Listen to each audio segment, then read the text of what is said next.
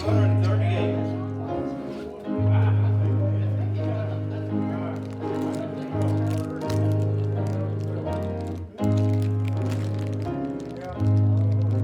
Sometimes when misgives darkens the day, and late night I cannot sleep, I ask my dear Lord to brighten the way. He whispered sweet peace to me. He whispered sweet peace to me. He whispered sweet peace to me. When I am cast down in spirit and soul, He whispered sweet peace to me.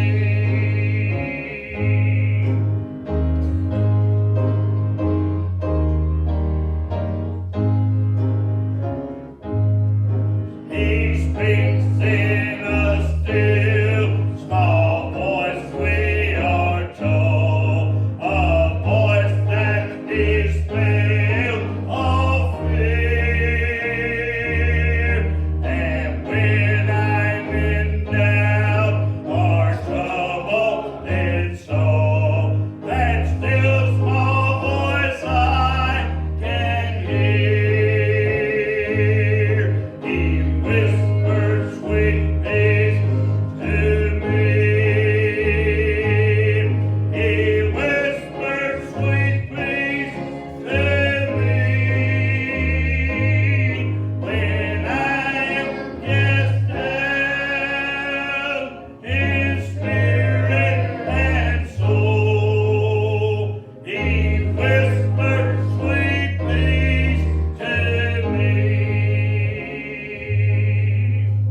So I'll stand and pledge allegiance to the flag.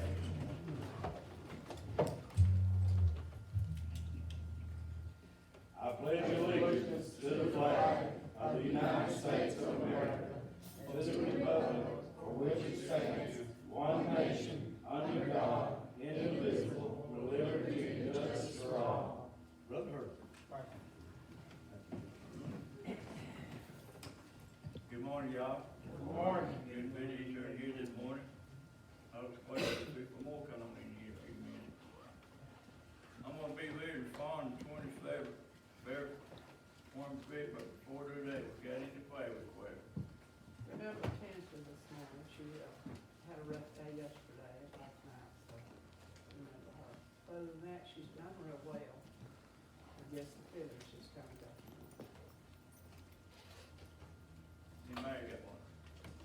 Remember my grandson Cameron, he's not feeling very well. Catherine, about the same as she was, I guess, she was feeling weak and haven't paid, appreciate her. Anybody got that one?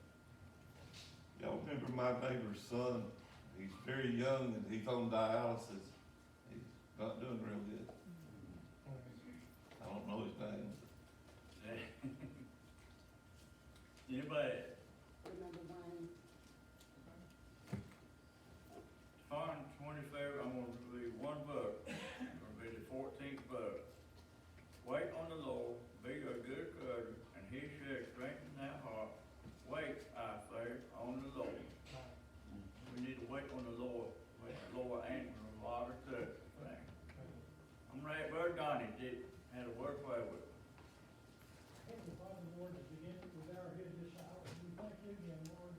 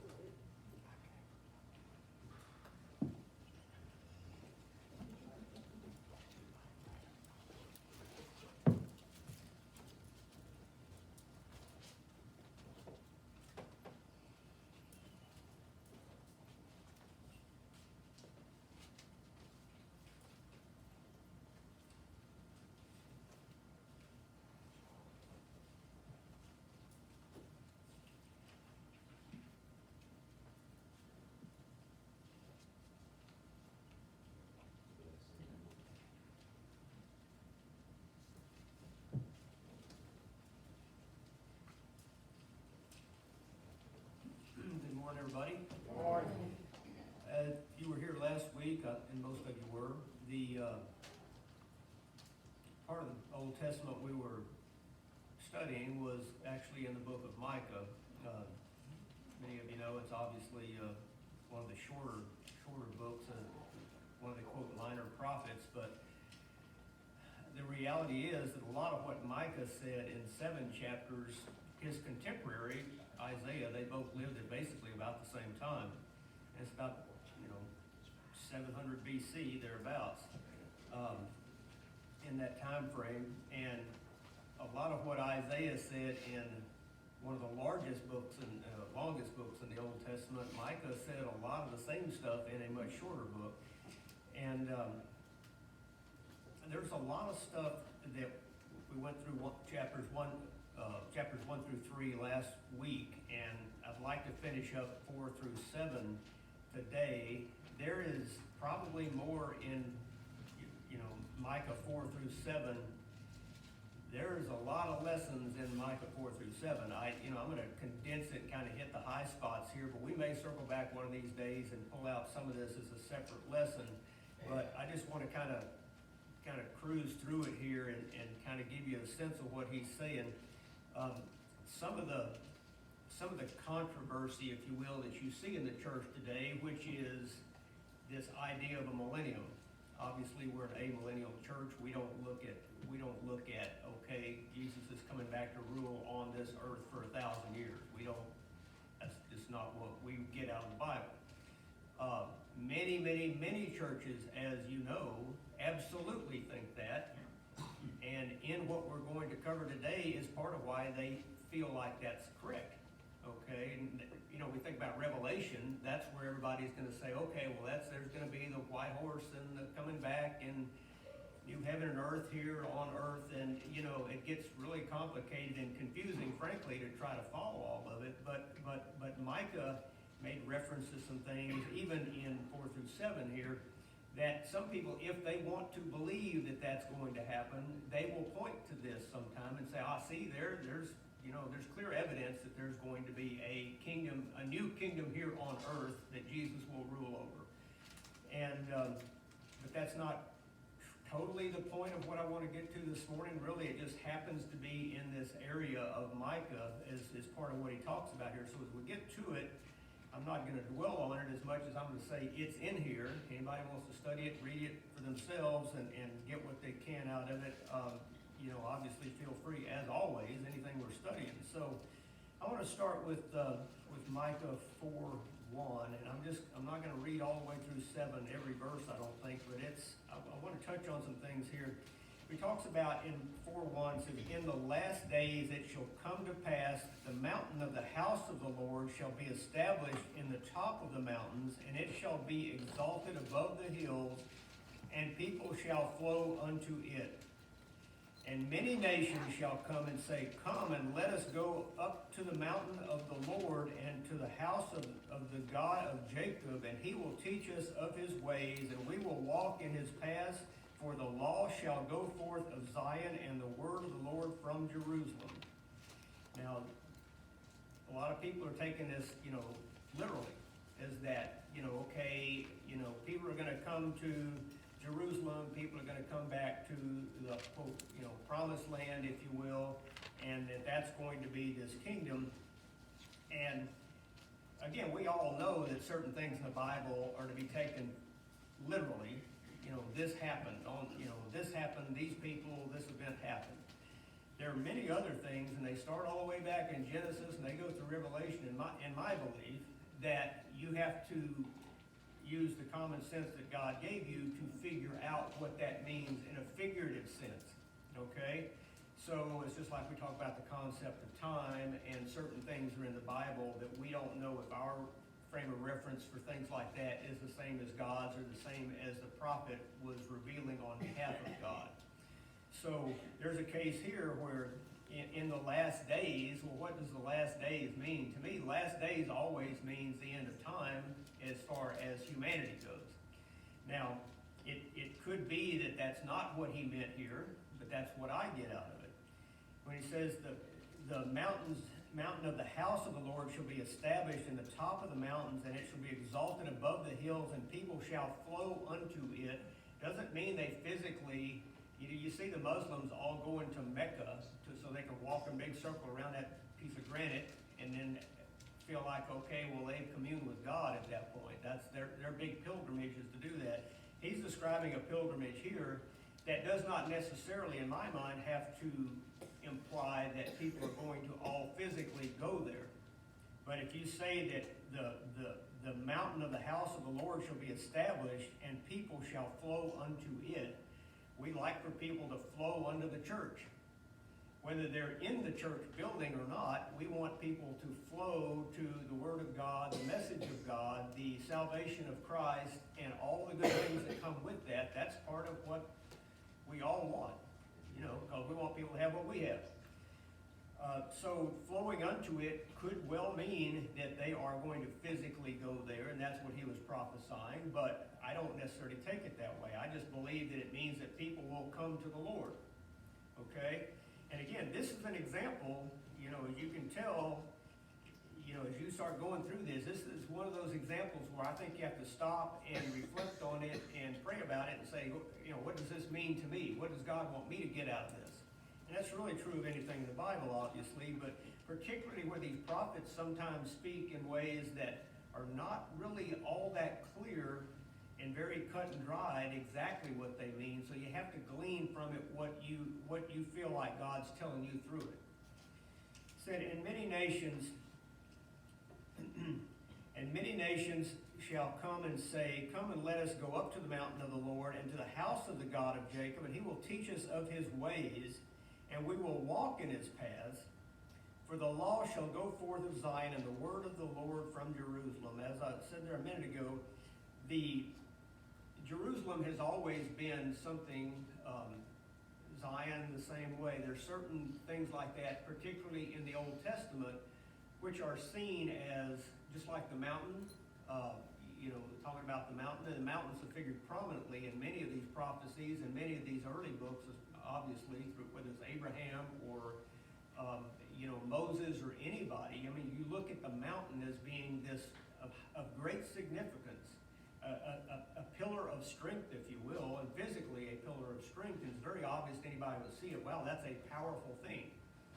Okay, so when we talk about the mountain of the Lord, or the mountain of the God of Jacob, that's again a gathering place, if you will, for people spiritually, if not physically.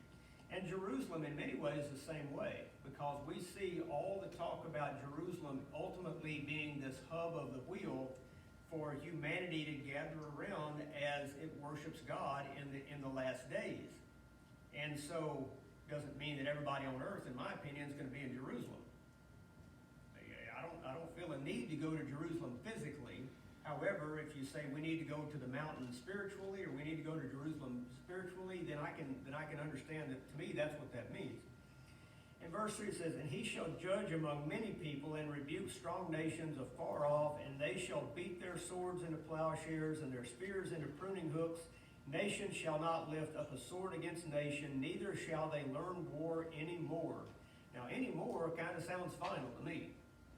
That doesn't sound like, hey, for a while, or till next week, or skip a couple of generations and go back to it. When it says anymore, that seems to suggest that will be the end of human conflict, at least on a military level.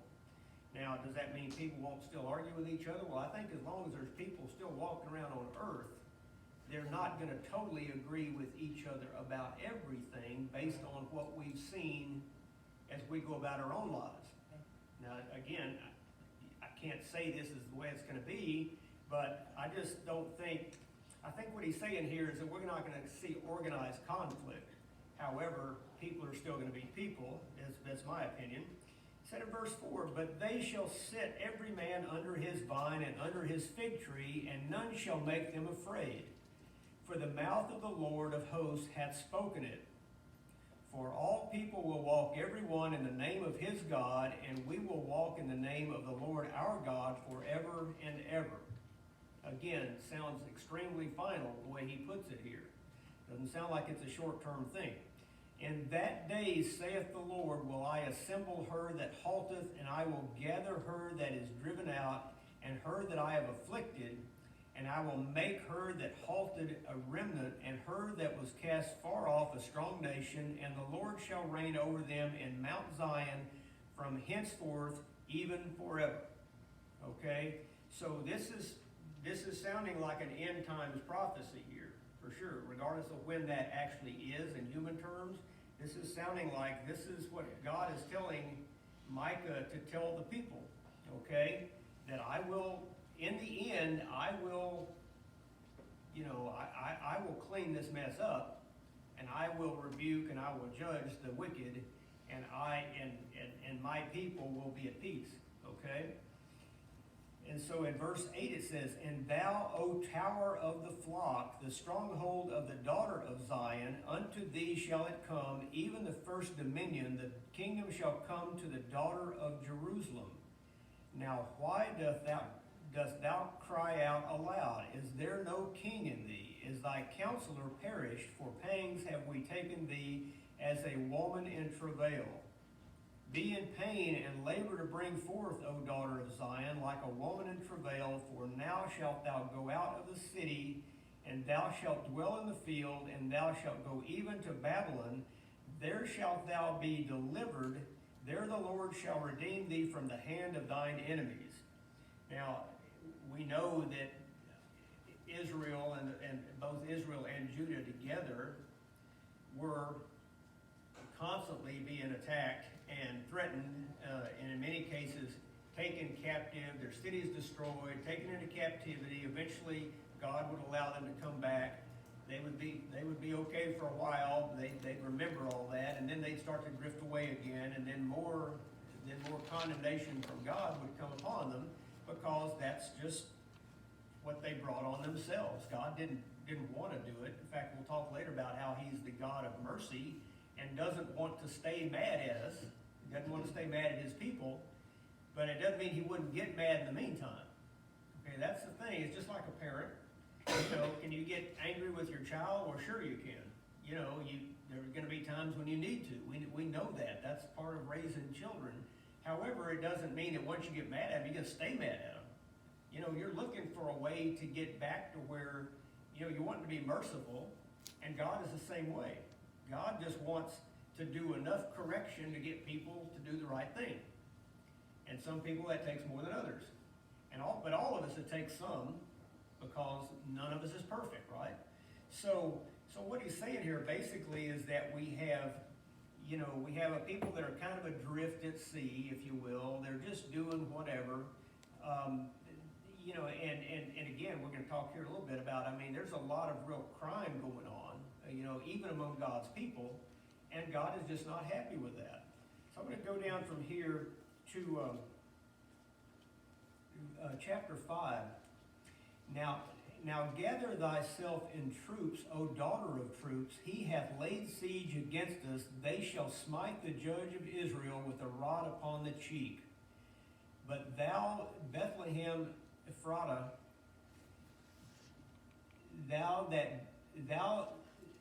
though thou be little among the thousands of Judah, yet out of thee shall he come forth unto me, that is to be ruler in Israel, whose goings forth have been of old, from everlasting. Now, if you go over, and we can flip over there real quick, obviously it's not very far away. Let's flip over to Matthew 2, verses 5 and 6. Because what we just read is what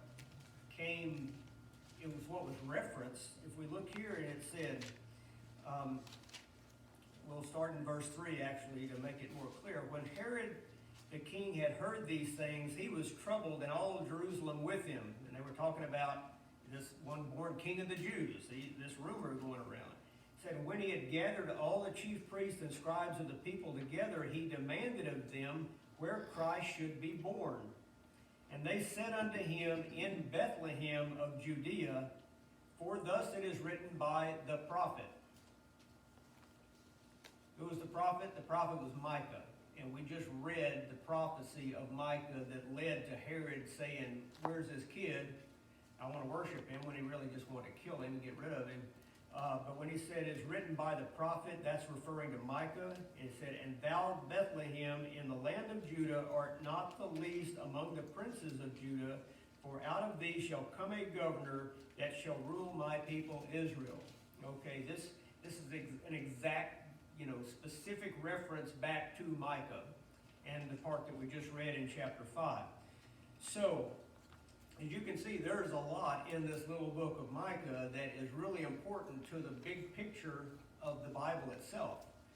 Not just referring way back into the Old Testament about mountains of Zion and the people and everything else, but literally projecting forward to the birth of Christ. Not to mention the end times that he's been talking about here in chapter 4. So it says in verse 3, therefore will he give them up until the time that she which travaileth hath brought forth, then the remnant of his brethren shall return unto the children of Israel. And he shall stand and feed in the strength of the Lord, in the majesty of the name of the Lord as God, and they shall abide, for now shall he be great unto the ends of the earth. And this is another important part here too. And this man shall be the peace. Didn't say he'd be peaceful or he'd be at peace. He said he'd be the peace. When the Assyrians shall come into our land, and when he shall tread in our palaces, then shall we raise against him 7 shepherds and 8 principal men. The Assyrian here really refers to just any outside threat to the Holy Land, or if you will, Israel and Judah.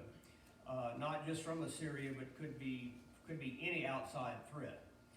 It said, and they shall waste the land of Assyria with the sword, and the land of Nimrod and the entrances thereof. Thus shall he deliver us from the Assyrian when he cometh into our land, and when he treadeth within our borders.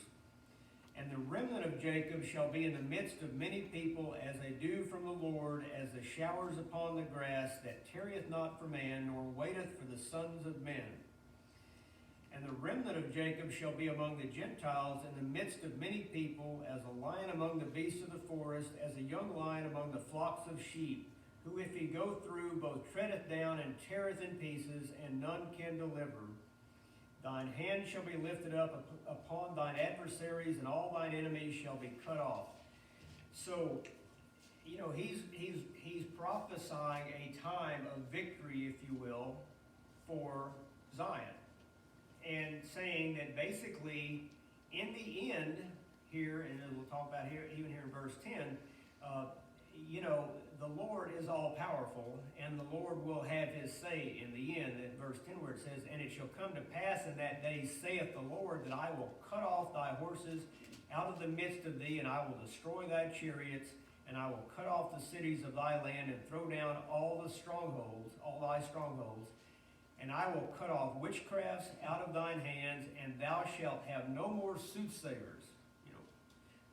Whatever you want to call that, card readers and palm readers and, mediums and, all kind of stuff like that, which we know is not of God.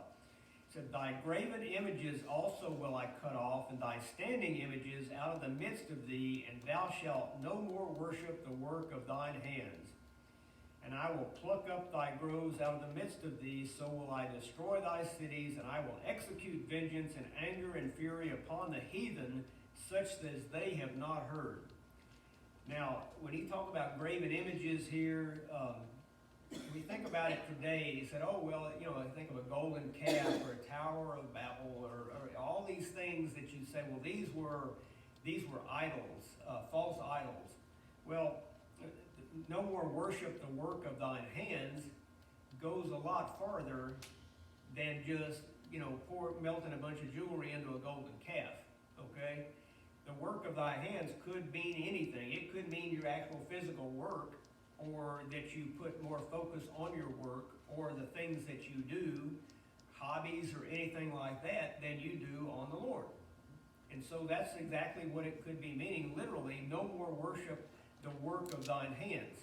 That's a pretty broad statement, but it covers a lot of things that we know are problems that get between people and God, okay? So, as we get down into 6 and 7,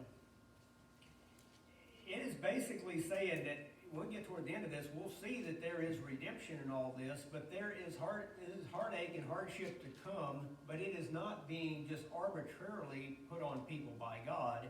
It is all gonna be deserved, as it always is, because we're still sinful. And if you're sinful, punishment is deserved. We know that. So it's just a matter of what form it takes and how does God use it to get our attention. It said in chapter 6, verse 1, "Hear ye now what the Lord saith. Arise, contend thou before the mountains, and let the hills hear thy voice.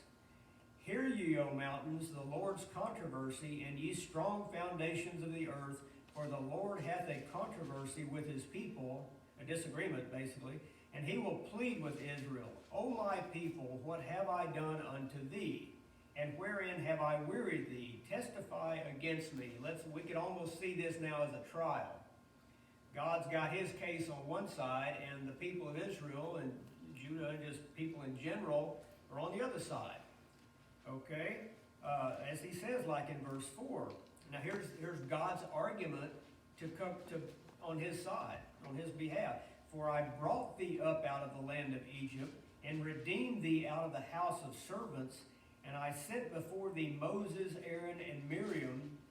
O my people, remember now what Balak, king of Moab, consulted, and what Balaam, the son of Beor, answered him from Shittim unto Gilgal, that ye may know the righteousness of the Lord.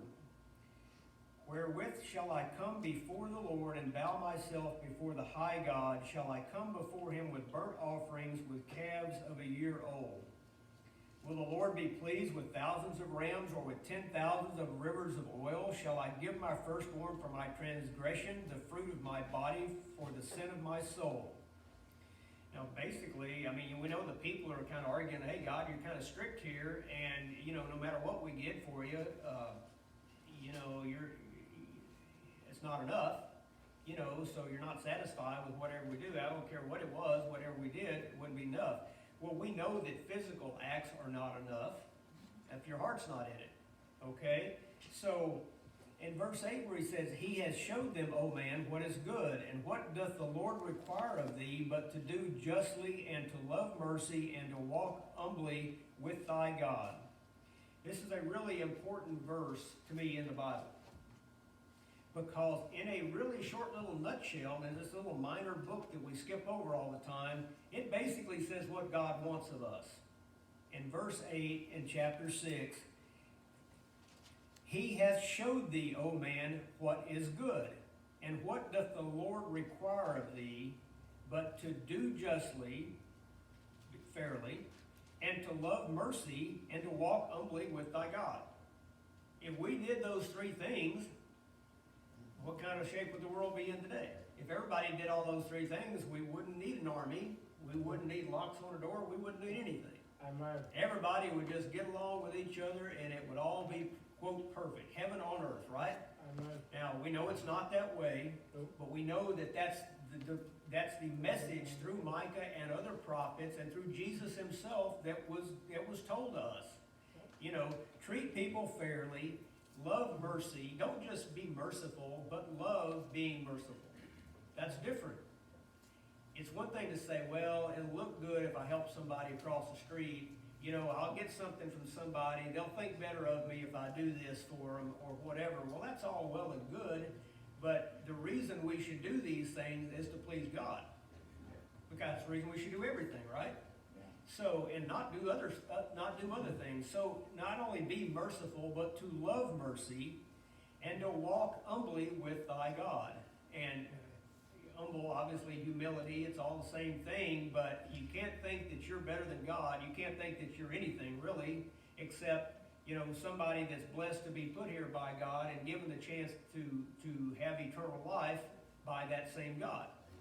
And that we're nothing compared to that God, and that we have to remember that. And every time we get to thinking we are something, God doesn't always yank our chain right then, but he'll yank it eventually.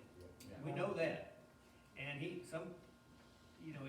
probably we still get away with more than we should because he is a merciful God. But in the end, mercy will also not just be, merciful, it will be just mercy, okay? And so that's the thing that people don't seem to understand sometimes about God. They say, well, why would God send me to hell? Why would God let this happen to grandma? Why would God let me not have a new car? People will always look at it from their perspective. It's about me, okay? It's not about the big picture of the world that God created. It's not about the universe that God controls. It's not about the God that lives forever and has been around forever. It's about me. And so because of that, we get hung up so much on that, and I think everybody at some point in their life has, even if they feel like they've gotten over themselves. There's an old saying, hey, get over yourself. That's kind of what this means, right? It's not all about you. The world doesn't revolve around you, doesn't revolve around me, doesn't revolve around any of us. It all is just in the palm of God's hand. And that's just the way it is. We can either accept it or not, but that's just the way it is. So, a part of this is just to say that, hey, do the right things, please God, and the rest of it will take care of itself. Whether we feel like it's taking care of itself or not, and on a day-to-day basis, you're still going to get a hangnail, you're still going to break your toe, you're still going to do whatever. Yeah, that's part of life. That's part of life on earth. Jesus had to deal with a lot of that too, right? But in the end is what matters. And so it says, the Lord's voice crieth unto the city, and the man of wisdom shall see thy name. Hear ye the rod, and who hath appointed it? Are there yet the treasures of wickedness in the house of the wicked, and the scant measure that is abominable? Yeah, there is. Obviously, we know people get ahead by doing the wrong thing, but we have to define getting ahead. You're not really getting ahead for long if you're cheating people. And it's going to talk about this. Shall I count them pure with the wicked balances and with the bag of deceitful weights? In other words, you're trying to weigh out something that you're selling somebody by weight and you're cheating them on it. Same way here. For the rich men thereof are full of violence, and the inhabitants thereof have spoken lies, and their tongue is deceitful in their mouth. Therefore also will I make thee sick in smiting thee, and making thee desolate because of thy sins. He's keeping track. He's keeping count who's doing what. And he's saying here, even the people that seem to be successful there in Israel and Judah, he's saying, look, there's a lot of sin among them because they're basically getting it the wrong way. They're cheating people. They're using violence as well to get their way and to, quote, get ahead. God's not pleased, right? He's never been pleased with that. Thou shalt eat, but not be satisfied, and thy casting down shall be in the midst of thee, and thou shalt take hold, but shall not deliver, and that which thou deliverest will I give up to the sword. In other words, you can do all the stuff you want to, but in the end, I'm going to exact my judgment on it, and it will not be pleasant. Even when he says, thou shalt eat, but not be satisfied. Have you ever heard people say that money won't buy happiness? That's an old saying, right? And I've never been rich, but when I've had more money, it has been good than when I had less money. I think we'd all say that. Well, God's blessed me. God's putting me through a trial right now where he's showing me that it's not about money. But when he does give me money, what will happen sometimes is people say, oh, thank you, Lord, and then before long they forget about where it came from and they start looking to try to make more money. Okay, that's just the carnal mind trying to get ahead, right? So it's not unique to these people back then. It's not even unique to us. It's just probably part of the human condition that we're always trying to, quote, get ahead. But if we do it the wrong way, Job did it the right way. But Job didn't do it to get ahead. Job did it because he loved God. Okay? So God blessed him in the end, but had Job been trying to do it for Job, I don't think he'd have blessed him. I don't think, but at that point, Job wouldn't have even been the kind of person that God would have allowed the devil to try. Because he would have already known he was so flawed that he wouldn't be able to stand up to the wiles of the devil. So, again, it's all about attitude. It's not so much about the physical act of did I help somebody, did I tithe to the church, if you tithe just because you think it's going to either look good or you have to, then that's not in the spirit of giving, right? If it's not in the spirit of giving, is God going to be pleased with it? And that's not to say, well, okay, I'm telling you don't tithe. I mean, I absolutely think we're supposed to tithe, but, that's between you and God, not you and me, okay? So, I will say that anybody who tries to get ahead the wrong way, he just described that it's not good, God is not happy with it, and God will judge it, okay? And it will not be pleasant. It says, when you eat but not be satisfied. You ever seen anybody that thought they had enough money? People that are into what can I make, stock market, what can I sell this for, what can I charge for my goods and services in the marketplace. I mean, okay, we had a good month, we had a good year, we had a good decade, whatever. Now, what's next? How are we gonna build on that? How are we gonna add a certain percentage of that to our gains? How are we gonna add to our bank account? When's it gonna be enough? Some people, it's never enough. It would never be enough. If they were millionaires, they'd want to be billionaires. Isn't that how people are? Now you can say, well, that's what builds these great countries and this great society we have, is people trying to get ahead. Yeah, I see that physically that's true. There's no question that, you're not going to build a skyscraper without trying. But if the skyscraper ends up becoming, quote, as we said back here, worship the work of thine hands, then at that point the skyscraper is just another Tower of Babel. So is anything else you've done that was not done for the right reasons, right? So this is, again, God saying through Micah, things will get bad, but they're getting bad because that's the judgment that is earned by sin. However, we're going to get over into here and see that in chapter 7, that there's a better day coming. He said, let me find the right verse here. Rejoice not against me, and this is verse 8. Rejoice not against me, O mine enemy. When I fall, I shall arise. When I sit in darkness, the Lord shall be a light unto me. I will bear the indignation of the Lord, because I have sinned against him, until he plead my cause and execute judgment for me. He will bring me forth to the light, and I shall behold his righteousness. In other words, the trial is going to be there, and I'm going to be judged for it, but I'm going to understand that there's a reason for it, and that it is not unjust. In verse 10, then she that is mine enemy shall see it, and shame shall cover her, which said unto me, where is the Lord thy God? Mine eyes shall behold her. Now shall she be trodden down as the mire of the streets. In the day that thy walls are to be built, in that day shall the decree be far removed. In that day also he shall come even to thee from Assyria, and from the fortified cities, and from the fortress even to the river, and from the sea to sea, and from mountain to mountain. Notwithstanding the land shall be desolate because of them that dwell therein, for the fruit of their doings, or deeds.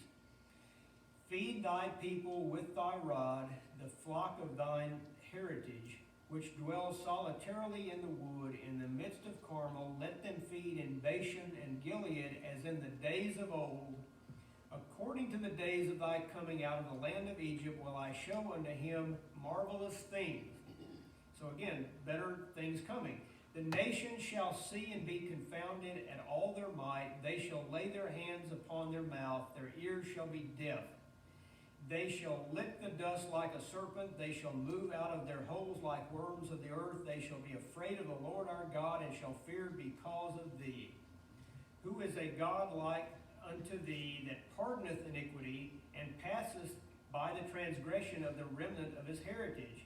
He retaineth not his anger forever, because he delighteth in mercy. We're supposed to love mercy because God loves mercy. And we're supposed to try to be as godlike as we can. God will punish, but it's just like a parent. He punishes not because he wants to, but because it's an obligation to the one who's being punished, is to correct them. Okay? But again, you don't punish and then stay mad forever about that thing. You move on. God moves on after he punishes and shows his judgment, if you will, because he, quote, delighteth in mercy.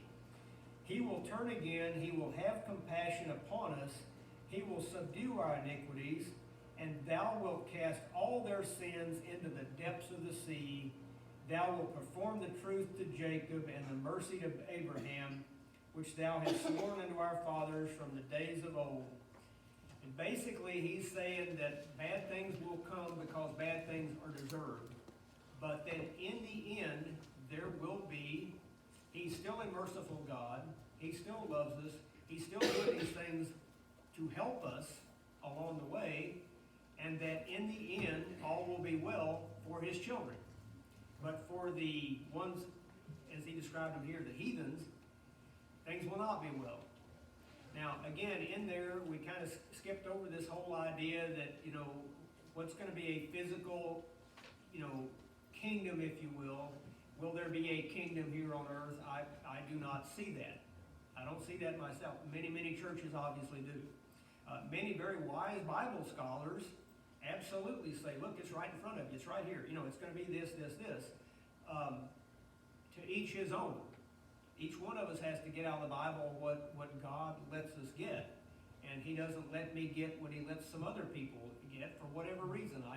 If I didn't believe the way I believe, I wouldn't be in this church. I'd be in another church, right? So, but that's not for me to judge and say who's wrong about what or right about what. That's not my place to judge them. That's God's place. However, I will say this, that if you just look at the spirit of what's here, which is, again,